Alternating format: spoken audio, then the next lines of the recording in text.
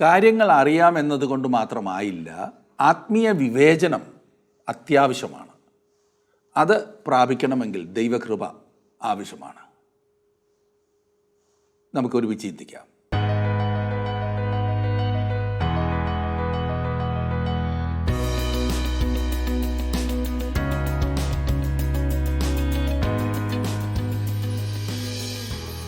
ദാവീദ് രാജാവ് അതിമഹത്തായ ഒരു ഭരണം കാഴ്ചവെച്ചു. അവൻ്റെ വിജയത്തിൻ്റെ പ്രധാന കാരണം ദൈവത്തിലുള്ള അവൻ്റെ ആശ്രയമായിരുന്നു. അവൻ വലിയ വലിയ തെറ്റുകൾ ചെയ്തു എന്ന് നാം ചിന്തിച്ചേക്കാം, അത് ശരിയുമാണ്. എന്നാൽ അവൻ്റെ നുറുങ്ങിയ ഹൃദയം എപ്പോഴും ദൈവം അംഗീകരിച്ചു. അതുകൊണ്ട് തന്നെ ഭാവിയെക്കുറിച്ചുള്ള മഹത്തായ കാഴ്ചപ്പാടുകളോടെ അവൻ ജീവിച്ച് മരിക്കുന്നതിന് മുൻപ് എല്ലാം ഭംഗിയായി ക്രമീകരിച്ചു. അതൊരു വലിയ പദവിയാണ്. പ്രത്യേകിച്ച് ദൈവത്തിനൊരാലയം പണിയുവാനുള്ള പദ്ധതി എല്ലാം അവൻ ക്രമീകരിച്ചു. അങ്ങനെ എല്ലാം ക്രമീകരിച്ച ഒരു സിംഹാസനത്തിലേക്കാണ് ശലോമോൻ വരുന്നത്. ആരംഭത്തിൽ നാം ശലോമോൻ്റെ വിനയവും ദൈവാശ്രയവും കാണുന്നു. ദൈവം ശലോമോന് പ്രത്യക്ഷനായി എന്ന് നാം വായിക്കുന്നു. ദൈവം ശലോമോനിൽ പ്രസാദിച്ചിരുന്നതിനാൽ അവന് ആവശ്യമുള്ളതെല്ലാം ചോദിച്ചു കൊള്ളുവാൻ അവനോട് പറഞ്ഞു. അതിലും അവൻ വിജയിച്ചു എന്ന് നമുക്ക് തോന്നാം. പിന്നെ എങ്ങനെയാണ് അവൻ ജീവിതത്തിൽ പരാജയപ്പെട്ടത് എന്നല്ലേ നിങ്ങൾ ചിന്തിക്കുന്നത്? അതുതന്നെ നമുക്കൊന്ന് ഒരുമിച്ച് പഠിക്കാം. 2 ദിനവൃത്താന്തങ്ങൾ 1-ാം അധ്യായത്തിൻ്റെ 3-ാം വാക്യം വരെ നാം ചിന്തിച്ചിരുന്നു. ഇന്ന് 4 മുതലുള്ള വാക്യങ്ങൾ നാം ചിന്തിക്കുവാൻ പോകുകയാണ്. 2 ദിനവൃത്താന്തങ്ങൾ 1-4 എടുത്താട്ടെ. നമുക്ക് ആ ഭാഗം പ്രാർത്ഥനയോടുകൂടെ ഒരുമിച്ച് പഠിക്കാം.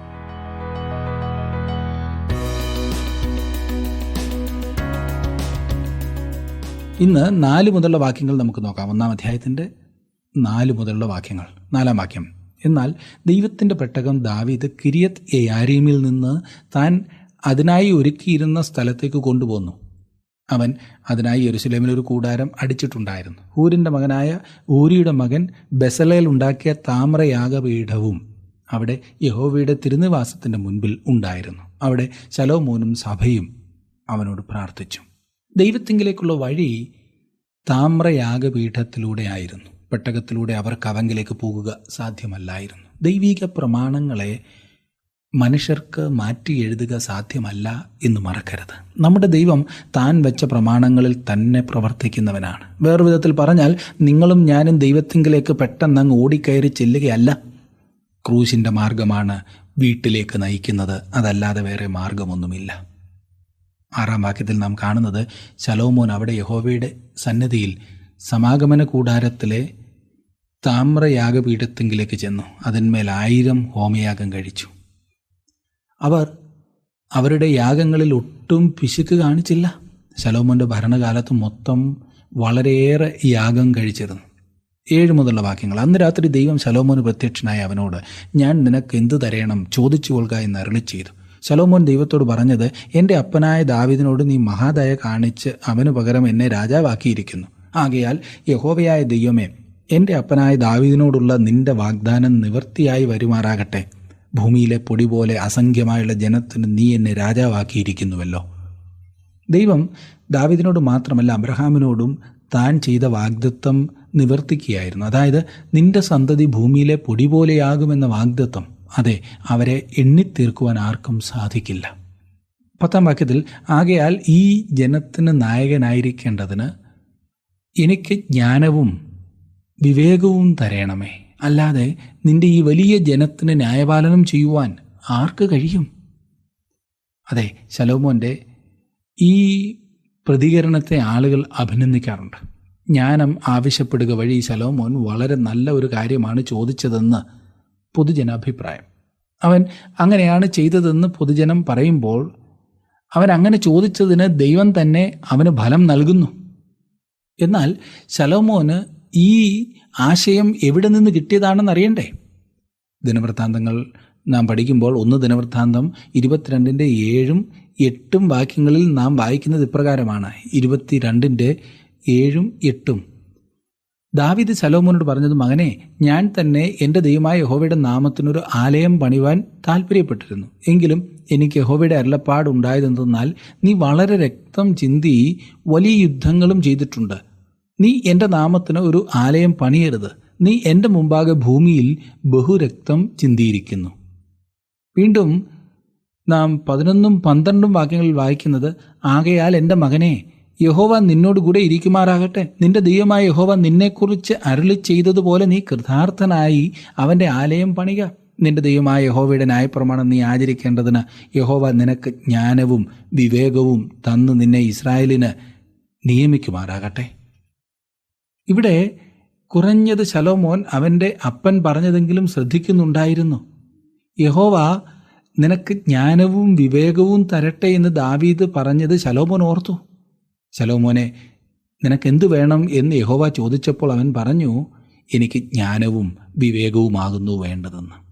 അവൻ ചോദിച്ചത് ദൈവം അവന് നൽകുന്നു.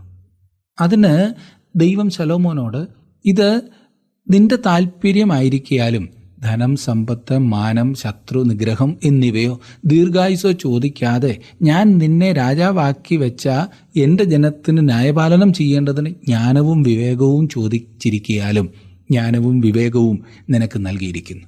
അതല്ലാതെ നിനക്ക് മുമ്പുള്ള രാജാക്കന്മാരിൽ ആർക്കും ലഭിച്ചിട്ടില്ലാത്തതും നിന്റെ ശേഷം ആർക്കും ലഭിക്കാത്തതുമായ ധനവും സമ്പത്തും മാനവും ഞാൻ നിനക്ക് തരും എന്നരുളി ചെയ്തു. ദൈവം ശലോമോന് അവൻ്റെ ആവശ്യം പോലെ ജ്ഞാനം നൽകുന്നു. അതോടുകൂടെ മറ്റനുഗ്രഹങ്ങളും നൽകുന്നു. ഇവിടെ ഒരു കാര്യം നിങ്ങൾ പ്രത്യേകം ശ്രദ്ധിക്കുമെന്ന് ഞാൻ വിശ്വസിക്കുന്നു. അതായത് ജനത്തെ ഭരിക്കുവാനുള്ള ജ്ഞാനവും വിവേകവുമാണ് ശലോമോൻ ചോദിച്ചത്. അതല്ലാതെ സ്വന്തം ജീവിതത്തിൽ ആത്മിക വിവേചനം അവൻ അപേക്ഷിക്കുന്നില്ല. തൻ്റെ സ്വന്തം ജീവിതത്തിൽ ശലോമോൻ ആത്മിക വിവേചനം ഇല്ലായിരുന്നു എന്ന് നാം മുൻപോട്ട് പഠിക്കുമ്പോൾ കാണുന്നത് അത്രേ പരിതാപകരമായ ഒരു സ്ഥിതി. ഭരിക്കുവാനായി ദൈവിക ജ്ഞാനം അവന് നൽകിയെങ്കിലും തൻ്റെ വ്യക്തിപരമായ ജീവിതം ക്രമപ്പെടുത്തുവാൻ അവന് ജ്ഞാനമില്ലാതെ പോയി. ശലോമോൻ ചോദിച്ചത് ഏറ്റവും മഹത്തായ കാര്യമായിരുന്നു എന്ന് ചിന്തിക്കുമ്പോൾ അവൻ്റെ ചോദ്യം ഭൗതികമായ അഭിവൃദ്ധിക്ക് മാത്രം ഉതകുന്നതാകുന്നു എന്ന് ഞാൻ ഭയപ്പെടുന്നു. ഇന്ന് അനേകരും ഭൗതിക നേട്ടങ്ങൾക്ക് വേണ്ടി മാത്രം ദൈവത്തെ വിളിക്കുന്നത് നാം ചുറ്റിലും കാണുന്നുണ്ട്. എത്ര ലഭിച്ചാലും മതിവരാത്ത അവരുടെ ജീവിതം ഇന്നൊരു ശാപമായി മാറിയിരിക്കുകയാണ്. നാം വളരെയേറെ ശ്രദ്ധിക്കേണ്ട ഒരു വിഷയം തന്നെയാണ് ഇത്. 14-15 വാക്യങ്ങളിൽ നാം കാണുന്നത്, ശലോമോൻ രഥങ്ങളെയും കുതിരച്ചേവകരെയും ശേഖരിച്ചു. അവന് 1400 രഥങ്ങളും 12,000 കുതിരച്ചേവകരും ഉണ്ടായിരുന്നു. അവരെ അവൻ രഥനഗരങ്ങളിലും യെരൂശലേമിൽ രാജാവിൻ്റെ അടുക്കലും പാർപ്പിച്ചു. രാജാവ് യെരൂശലേമിൽ പൊന്നും വെള്ളിയും പെരുപ്പം കൊണ്ട് കല്ലുപോലെയും ദേവദാരു താഴ്വീതിയിലെ കാട്ടത്തിമരം പോലെയും ആക്കി. ഇന്ന് അവിടെ കാട്ടത്തിമരം വളരെയേറെ വളരുന്നു. എന്നാൽ അവിടെ വളരെ ഒന്നും ദേവദാരു വളരുന്നില്ല. ശലോമോൻ ദേവദാരു കാട്ടത്തിമരം പോലെ വളരെ ആക്കി എന്ന് നാം വായിക്കുന്നു. വെള്ളിയും പൊന്നും കല്ലുപോലെ സുലഭമായിരുന്നു. വളരെയേറെ പാറകളുള്ള ഒരു നാട്. എന്നാൽ ശലോമോൻ്റെ കാലത്ത് കല്ലുപോലെ വെള്ളിയും പൊന്നും ഉണ്ടായിരുന്നു എന്ന് പറഞ്ഞാൽ അതിൻ്റെ പെരുപ്പം ചിന്തിക്കുവാൻ തന്നെ പ്രയാസമാകും. 16-17 വാക്യങ്ങൾ. ശലോമോന് കുതിരകളെ കൊണ്ടുവന്നത് മിസ്രൈമിൽ നിന്നായിരുന്നു. രാജാവിൻ്റെ കച്ചവടക്കാർ അവയെ കൂട്ടമായി വിലയ്ക്ക് വാങ്ങിക്കൊണ്ടുവരും. അവർ മിസ്രൈമിൽ നിന്ന് രഥം ഒന്നിന് 600, കുതിര ഒന്നിന് 150 വെള്ളി ശേക്കൽ കൊടുത്ത് വാങ്ങിക്കൊണ്ടുവരും.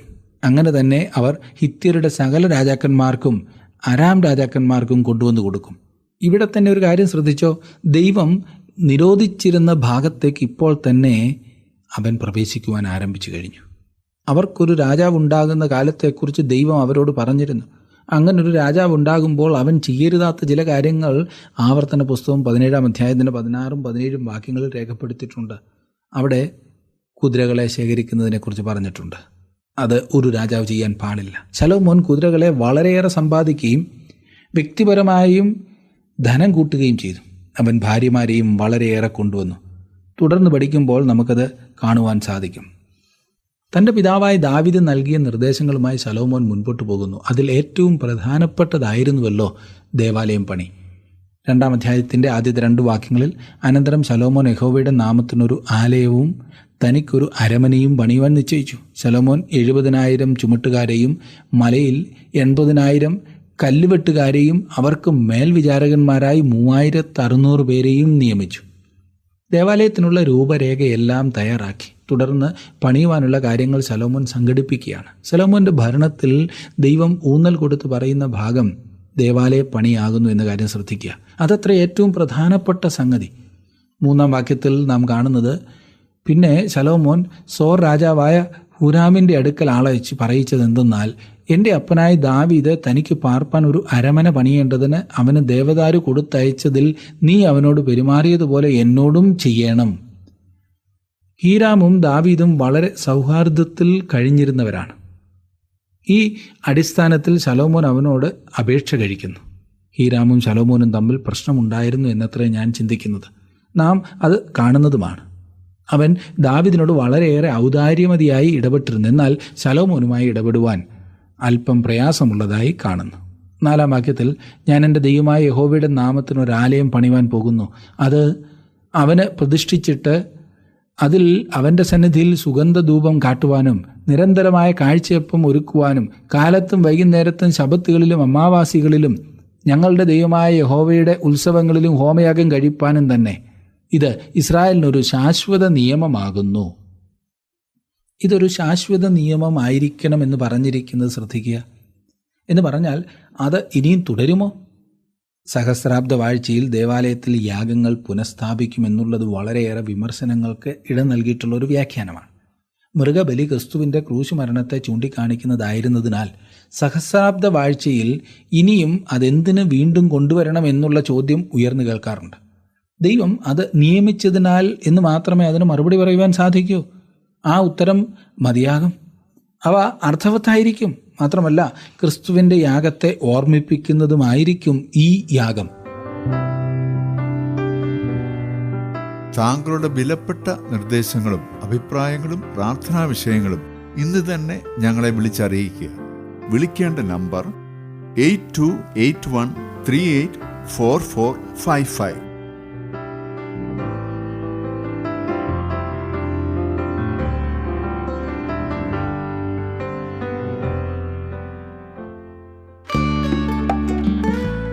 ഇന്നത്തെ പ്രോഗ്രാം താങ്കൾക്ക് ഇഷ്ടപ്പെട്ടുവോ?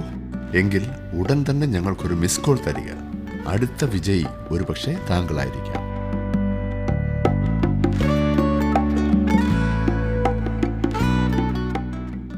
അഞ്ചാം വാക്യത്തിൽ നാം വായിക്കുന്നത്, ഞങ്ങളുടെ ദൈവം സകല ദേവന്മാരെക്കാളും വലിയവനാകയാൽ ഞാൻ പണിയുവാൻ പോകുന്ന ആലയം വലിയത്.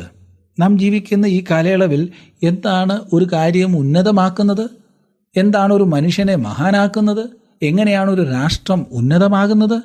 അതെ, ഒരു സഭ എങ്ങനെയാണ് ഉന്നതമാകുന്നത്? അതെ സുഹൃത്തെ, ദൈവത്താൽ മാത്രമേ ഈ പറഞ്ഞതൊക്കെ ഉന്നതമാകൂ. നമുക്ക് നമ്മുടെ കാഴ്ചപ്പാട് നഷ്ടപ്പെട്ടിരിക്കുന്ന ഒരു ഭാഗം ഇതത്രേ. ദൈവത്തെ വിട്ടിട്ട് ഉയരുവാൻ ശ്രമിക്കുന്ന ഒരു വലിയ കൂട്ടം ജനങ്ങൾ. 6-ാം വാക്യത്തിൽ നാം കാണുന്നു, എന്നാൽ അവന് ആലയം പണിയുവാൻ പ്രാപ്തിയുള്ളവനാർ? സ്വർഗത്തിലും സ്വർഗാദി സ്വർഗത്തിലും അവൻ അടങ്ങുകയില്ലല്ലോ. അങ്ങനെ ഇരിക്കെ അവൻ്റെ സന്നിധിയിൽ ധൂപം കാട്ടുവാനല്ലാതെ അവനൊരു ആലയം പണിയേണ്ടതിന് ഞാനാർ?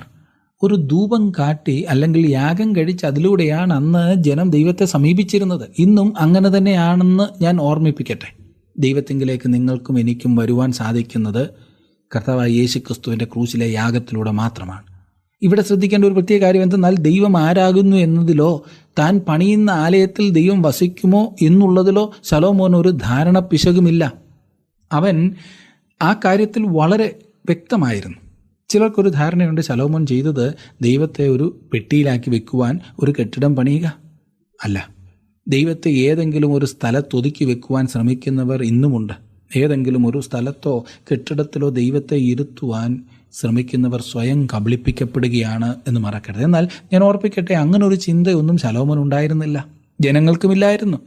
ഇന്നുള്ള അനേകരിലും അതെ, സഭകളിൽ കാണുന്ന പലരെക്കാളും ഏറെ പുരോഗമിച്ചവർ തന്നെ ആയിരുന്നു ഇസ്രായേൽ ജനങ്ങൾ. അവരുടെ ചിന്താഗതിയെക്കുറിച്ചാണ് ഞാൻ ഉദ്ദേശിക്കുന്നത്. ആരാധനാലയത്തെ പലരും ദേവാലയം എന്നും പള്ളി എന്നുമൊക്കെ വിളിക്കാറുണ്ടല്ലോ. എല്ലാവർക്കും മനസ്സിലാകുവാൻ ഞാനും അങ്ങനെ തന്നെ പറയാറുണ്ട്. ദൈവം വസിക്കുന്ന ആലയം എന്ന ചിന്ത ഉള്ളതിനാലാണല്ലോ ഇങ്ങനെയൊക്കെ വിളിക്കുന്നത്. എന്നാൽ ദൈവം ഒരു മനുഷ്യനിർമ്മിതമായ ആലയത്തിൽ വസിക്കുന്നില്ല എന്നതാണ് വാസ്തവം. അവൻ അപ്രകാരം ഒരിക്കലും ചെയ്തിരുന്നില്ല. മന്ദിരം എന്നാൽ യാഗങ്ങൾ അർപ്പിക്കുവാനുള്ള സ്ഥലം ആയിരുന്നു. ദൈവത്തോട് സമീപിക്കുവാനുള്ള ഒരു സ്ഥലമായിരുന്നു അത് അവന് യോഗ്യമായത് ആയിരിക്കേണ്ടതാണ്. അത് അതിമനോഹരമായിരുന്നു, പൊന്നുകൊണ്ട് പൊതിഞ്ഞതായിരുന്നു. അക്കാലത്തെ മറ്റ് കെട്ടിടങ്ങളെ അപേക്ഷിച്ച് മന്ദിരം അത്ര വലുതായിരുന്നില്ല. അക്കാലത്തെ അർത്തിമസ് മഹാദേവിയുടെ ക്ഷേത്രത്തെ അപേക്ഷിച്ചോ മിസ്രൈമിലെ പിരമിഡുകളെ അപേക്ഷിച്ചോ യെരുശലേമിലെ ദേവാലയം ഒന്നുമല്ലായിരുന്നു. എന്നാൽ മറ്റേതൊരു കെട്ടിടത്തെക്കാളും വിലപിടിപ്പുള്ളതായിരുന്നു ഇത്. വെള്ളി കൊണ്ടും പൊന്നുകൊണ്ടും പൊതിഞ്ഞ ഒരു ചെറിയ കെട്ടിടം. 7-ാം വാക്യത്തിൽ നാം കാണുന്നത്, ആകയാൽ എൻ്റെ അപ്പനായ ദാവീദ് കരുതിയവരായി എൻ്റെ അടുക്കൽ യഹൂദയിലും യെരുശലേമിലും ഉള്ള കൗശലപ്പണിക്കാരോടുകൂടെ പൊന്ന്, വെള്ളി, താമ്രം, ഇരുമ്പ്, ധൂമ്രനൂൽ, ചുവപ്പുനൂൽ, നീലനൂൽ എന്നിവ കൊണ്ട് പണി ചെയ്യുവാൻ സമർത്ഥനും കൊത്തുപണി ശീലമുള്ളവനുമായ ഒരു ആളെ എൻ്റെ അടുക്കൽ അയച്ചു തരയണം. കെട്ടിടം പണിക്ക് സമർത്ഥരായ ആളുകളെ വെളിയിൽ നിന്നും വരുത്തേണ്ടതായി വന്നു. കാരണം ഇസ്രായേല്യർ കൃഷിക്കാരായ ആളുകളായിരുന്നു. അവരെക്കുറിച്ച് ദൈവം ഉദ്ദേശിച്ചതും അതുതന്നെയായിരുന്നു. അവരുടെ ദേശം പോലെ കൃഷിക്ക് യോഗ്യമായ മറ്റ് പ്രദേശങ്ങളുണ്ടോ എന്ന് സംശയിക്കുമാർ അത് ഫലഭൂയിഷ്ടിയുള്ള സ്ഥലമായിരുന്നു. അതുകൊണ്ട് തന്നെ ലോഹങ്ങളിലും കല്ലുകളിലും പണിയുവാൻ വിദഗ്ധരായ ആളുകളെ ലഭിക്കേണ്ടതിനായി ശലോമോന് ഹീരാമിനെ സമീപിക്കേണ്ടതായി വന്നു എന്ന് കാണുന്നു. 8-ാം വാക്യത്തിൽ കാണുന്നത്, ലെബാനോനിൽ നിന്ന് ദേവദാരുവും സരളമരവും ചന്ദനവും കൂടെ എനിക്ക് അയച്ചു തരണം. നിന്റെ വേലക്കാർ ലെബാനോനിൽ മരം വെട്ടുവാൻ സമർത്ഥരെന്ന് എനിക്കറിവുണ്ട്. എനിക്ക് വേണ്ടുവോളം മരം ശേഖരിപ്പാൻ എൻ്റെ വേലക്കാർ നിന്റെ വേലക്കാരോട് കൂടെ ഇരിക്കും. വേറെ വിധത്തിൽ പറഞ്ഞാൽ ശലോമോൻ്റെ ആളുകൾ ഹീരാമിൻ്റെ ആളുകളിൽ നിന്നും പഠിക്കേണ്ടിയിരുന്നു. ഈ ദേവദാരു മരങ്ങൾ ലെബാനോനിലെ പ്രസിദ്ധമായ ദേവദാരുക്കൾ തന്നെ ആയിരുന്നു. 9-ാം വാക്യം, ഞാൻ പണിവാനിരിക്കുന്ന ആലയം വലിയതും അത്ഭുതകരവും ആയിരിക്കണം. വലിയത് എന്നിവിടെ പറഞ്ഞിരിക്കുന്നത് മഹത്തായത് എന്ന അർത്ഥം കാണിക്കുവാനാണ്. കാരണം അക്കാലത്ത് ഇതിനേക്കാൾ വലിയ കെട്ടിടങ്ങൾ ഉണ്ടായിരുന്നു. ഇവിടുത്തെ അർത്ഥം ഇത് വലിപ്പം, അതിൻ്റെ മഹത്വത്തെ കാണിക്കുന്നതാണ്. 10-ാം വാക്യം, മരം വെട്ടുകാരായ നിന്റെ വേലക്കാർക്ക് ഞാൻ 20,000 കോർ കോതമ്പരിയും 20,000 കോർ യവവും 20,000 ബത്ത് വീഞ്ഞും 20,000 ബത്ത് എണ്ണയും കൊടുക്കും. ശലോമോൻ വാഗ്ദാനം ചെയ്ത ഈ പ്രതിഫലത്തെ ചൊല്ലി ഒരു തെറ്റിദ്ധാരണ പിന്നീട് ഉണ്ടായതായി നാം കാണുന്നത്രേ. 11 മുതലുള്ള വാക്യങ്ങൾ, സോർ രാജാവായ ഹൂരാം ശലോമോന്, യഹോവ തൻ്റെ ജനത്തെ സ്നേഹിക്കൊണ്ട് നിന്നെ അവർക്ക് രാജാവാക്കിയിരിക്കുന്നു എന്ന് മറുപടി എഴുതി അയച്ചു. ഹൂരാം പിന്നെയും പറഞ്ഞത്, യഹോവയ്ക്ക് ഒരു ആലയവും തനിക്കൊരു അരമനയും പണിയേണ്ടതിന് ജ്ഞാനവും ബുദ്ധിയും വിവേകവും ഉള്ളൊരു മകനെ ദാവീദ് രാജാവിന് നൽകിയവനായി ആകാശവും ഭൂമിയും ഉണ്ടാക്കിയവനായി ഇസ്രായേലിൻ്റെ ദൈവമായ യഹോവ വാഴ്ത്തപ്പെട്ടവൻ. ഇപ്പോൾ ഞാൻ ജ്ഞാനവും വിവേകവുമുള്ള പുരുഷനായ ഹൂരാം ആബിയെ അയച്ചിരിക്കുന്നു. താൻ അയക്കുന്നതായ ആ ഒരു വ്യക്തിയെക്കുറിച്ച് തുടർന്ന് ശലോമോൻ വിവരിക്കുന്നു. ഇത്തരുണത്തിൽ ഒരു കാര്യം ഞാൻ വീണ്ടും ഓർപ്പിക്കട്ടെ. ദൈവിക വീക്ഷണത്തിൽ നാം ദേവാലയത്തെ കാണുന്ന ഭാഗമാണിത്. മാനുഷിക വീക്ഷണത്തിൽ രേഖപ്പെടുത്തിയിരിക്കുന്ന രാജാക്കന്മാരുടെ പുസ്തകത്തിൽ ചേർത്തിട്ടില്ലാത്ത എന്തിനാണ് ദൈവം പ്രാധാന്യം നൽകുന്നതെന്ന് ശ്രദ്ധിച്ചാലും, അതെ, തിരശീലയുടെ മനോഹരത്വത്തിന് ഇവൻ നൽകുന്ന പ്രാധാന്യം ആകുന്നു. 3-ാം അധ്യായത്തിൻ്റെ 14-ാം വാക്യത്തിലേക്ക് എന്നോടൊപ്പം വന്നാട്ട് 3-ാം അധ്യായത്തിൻ്റെ 14-ാം വാക്യം, അവൻ നീലനൂൽ, ധൂമ്രനൂൽ, ചുവപ്പുനൂൽ, ചണനൂൽ എന്നിവ കൊണ്ട് തിരശീല ഉണ്ടാക്കി, അതിന്മേൽ കെരൂബുകളെയും നെയ്തുണ്ടാക്കി. തിരശീല ക്രിസ്തുവിൻ്റെ മനുഷ്യത്വത്തെ കാണിക്കുന്നു. ദൈവം അതിലേക്ക് നമ്മുടെ ശ്രദ്ധ ക്ഷണിക്കുന്നു. തിരശീല ക്രിസ്തുവിൻ്റെ മനുഷ്യത്വത്തെ കാണിക്കുന്നതിനാലാണ് ക്രിസ്തു ക്രൂശിന്മേൽ മരിച്ചപ്പോൾ മന്ദിരത്തിലെ തിരശീല 2 ചീന്തിപ്പോയത്. ആ കീറൽ കാണിക്കുന്നത് എന്തെന്നാൽ സകല വിശ്വാസികൾക്കും ദൈവസന്നിധിയിലേക്ക് പ്രവേശിക്കുവാൻ പുതിയതും ജീവനുള്ളതുമായ ഒരു മാർഗം ക്രിസ്തുവിൻ്റെ ക്രൂശിലെ യാഗത്താൽ തുറന്നു എന്നത്രേ. ഇവിടെ ദിനവൃത്താന്ത പുസ്തകത്തിൽ ദൈവം തിരശീലയുടെ മനോഹരത്വത്തെ ചൂണ്ടിക്കാണിക്കുന്നു. ഇവൻ എൻ്റെ പ്രിയപുത്രൻ, ഇവനെ ഞാൻ പ്രസാദിച്ചിരിക്കുന്നു എന്ന് അവൻ പറയുന്നത് പോലെയാണ്. മന്ദിരത്തിൻ്റെ തൂണുകളിലും ചില കാര്യങ്ങൾ നാം ശ്രദ്ധിക്കേണ്ടതുണ്ട്. 3-ാം അധ്യായത്തിൻ്റെ 15-ാം വാക്യത്തിൽ നാം കാണുന്നത്, അവൻ ആലയത്തിൻ്റെ മുമ്പിൽ 35 മുഴം ഉയരമുള്ള 2 സ്തംഭമുണ്ടാക്കി. അവയുടെ തലയ്ക്കലുള്ള പോതികയ്ക്ക് 5 മുഴം ഉയരമുണ്ടായിരുന്നു. ഇവിടെ ഇതുകൊണ്ട് നമുക്ക് മനസ്സിലാകുന്നത് ഈ പറഞ്ഞ സ്തംഭങ്ങൾക്ക് വളരെ ഉയരമുണ്ടായിരുന്നു എന്നത്രേ. മന്ദിരത്തിൻ്റെ വലുപ്പത്തിന് യോജിക്കുന്നതല്ല സ്തംഭങ്ങൾ എന്ന് ഉറപ്പാണ്. ഈ സ്തംഭങ്ങൾ ബലത്തെയും സൗന്ദര്യത്തെയും കാണിക്കുന്നതാണ്. താൻ നേടിയെടുത്തു കഴിഞ്ഞു എന്ന് ആധുനിക മനുഷ്യൻ ചിന്തിക്കുന്ന 2 കാര്യങ്ങളാണ് ബലവും സൗന്ദര്യവും. നാം നമ്മുടെ ശക്തിയെക്കുറിച്ച് പുകഴ്ത്തി പറയുമില്ലേ? എന്നാൽ ക്രമസമാധാനം നിലനിർത്തുവാൻ പോലും നാം അശക്തരാണ്. സൗന്ദര്യത്തിൻ്റെ കാര്യത്തിലോ ഒന്നും പറയേണ്ട, എല്ലാം വെച്ച് കെട്ടിയ സൗന്ദര്യങ്ങളില്ലേ? സൗന്ദര്യവർദ്ധക വസ്തുക്കളുടെ അതിപ്രസരം, അത് കളഞ്ഞാൽ എല്ലാം പേക്കോലങ്ങളാകുന്നു എന്ന് നമുക്കറിയാം. ദൈവം ശക്തിയിലും സൗന്ദര്യത്തിലും തൽപരനാണ്. ആ ദേവാലയത്തിലെ സ്തംഭങ്ങൾ വളരെ ആകർഷകങ്ങളായിരുന്നു. അടുത്ത അധ്യായത്തിൽ അവൻ വീണ്ടും ശക്തിയെക്കുറിച്ചും സൗന്ദര്യത്തെക്കുറിച്ചും പറഞ്ഞിരിക്കുന്നത് ശ്രദ്ധിച്ചാലും 4-ാം അധ്യായത്തിൻ്റെ 12-ാം വാക്യം. 4-ാം അധ്യായത്തിൻ്റെ 12-ാം വാക്യം. സ്തംഭങ്ങൾ 2 സ്തംഭങ്ങളുടെ തലയ്ക്കലുള്ള ഗോളാകരമായ പോതികകൾ, സ്തംഭങ്ങളുടെ തലയ്ക്കലുള്ള പോതികകളുടെ ഗോളങ്ങളെ മൂടുവാൻ 2 വലപ്പണി. ദൈവം അതിലേക്ക് പ്രത്യേക ശ്രദ്ധ ക്ഷണിക്കുന്നു. 16-ാം വാക്യം നോക്കിയാട്ട്, 3-ാം അധ്യായത്തിന് 16-ാം വാക്യം. അന്തർമന്ദിരത്തിലുള്ള പോലെ മാലകളെ അവൻ ഉണ്ടാക്കി സ്തംഭങ്ങളുടെ തലയ്ക്കൽ വെച്ചു. 100 മാതളപ്പഴവും ഉണ്ടാക്കി മാലകളിൽ കോർത്തിട്ടു. അവൻ ഈ മാലകളെക്കുറിച്ച് സൂചിപ്പിക്കുന്നു. അവ എന്തിനെ പ്രതിനിധീകരിക്കുന്നു? അവ രാജ്യത്തിൻ്റെ ഐക്യതയെ കാണിക്കുന്നു. വ്യക്തികളുടെ ഐക്യതയും ഗോത്രങ്ങളുടെ ഐക്യതയും, തികഞ്ഞ ഐക്യതയാണ് ദൈവം താല്പര്യപ്പെടുന്നത്. ഈ കാലങ്ങളിൽ ദൈവജനത്തിന് കാഴ്ചപ്പാട് നഷ്ടപ്പെട്ടിരിക്കുന്നത് ഈ ഭാഗത്താണ്.